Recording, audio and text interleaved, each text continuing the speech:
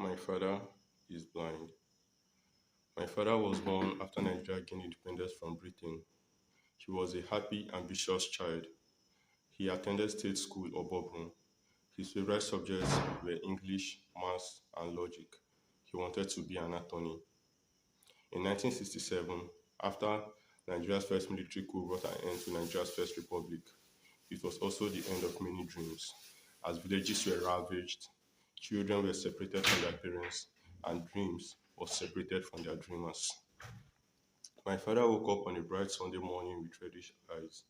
It was itchy. He couldn't fathom what it was.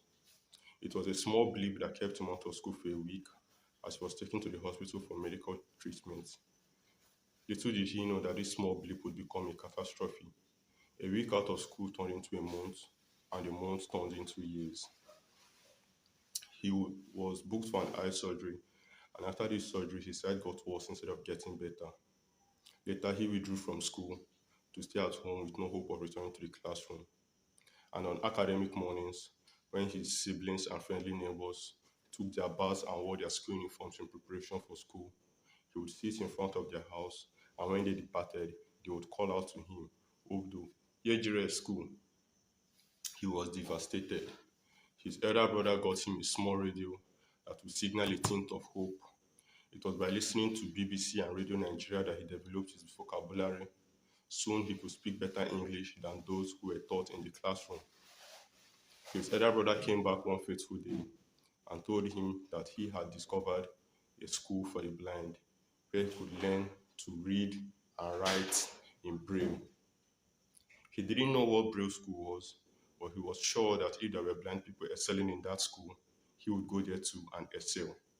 His confidence was terrifying. It amused those who heard of it. How could a blind man go to school? Please tell us another funny joke, they jested. My father packed his bags and went to Braille school.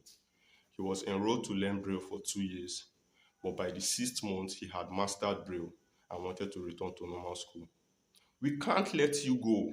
No one learns Braille in 6 months, the Braille school director complained.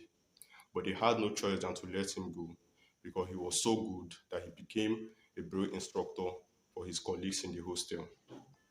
So in 1987, my father wrote national exams and got admitted to study religious studies in the River State College of Education, Port Harcourt. And this was the beginning of another ordeal as he shared the same classroom with abled persons. During one of the difficult class sessions one day, a coursemate jested that I know I won't do well in this course, but even if I don't do well, I'll do better than Ogdo, referring to my father. But each semester after the session results were out, my father came out with straight A's. And by the 300 level, he had gone from an underdog to a serious first-class contender. But being brilliant did not change the fact that he was blind, and this posed serious challenges. For example, he needed a full-time assistant to travel with him from the village to the college to help him carry his luggage, which contained a bunch of plantain, to make a pot of porridge, to hold his hand and walk him from the hostel to the classroom, and from the classroom to the library, and from the library to the canteen, to have his breakfast, lunch, and dinner, because he couldn't keep his dream alive on empty stomach.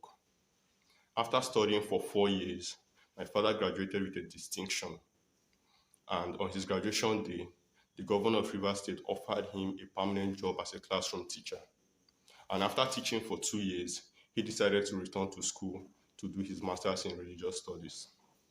While he was doing this master's, his first master's, he enrolled to do a second master's in education to improve his chances of getting a good job. And while he was doing this second master's, he enrolled for a PhD. Today, Dr. Agi-Otto is now the symbol of education in Obobon town from being mocked for not going to school. Today, he holds 4 degrees. He has a family of 4 children. He is a member of several international and local associations. He has written over 67 articles published in international and local journals, and he's the author of Oba Religion, among many other books. The theory of my father teaches that there is ability in disability as long as you stay strong, persevere, and never give up.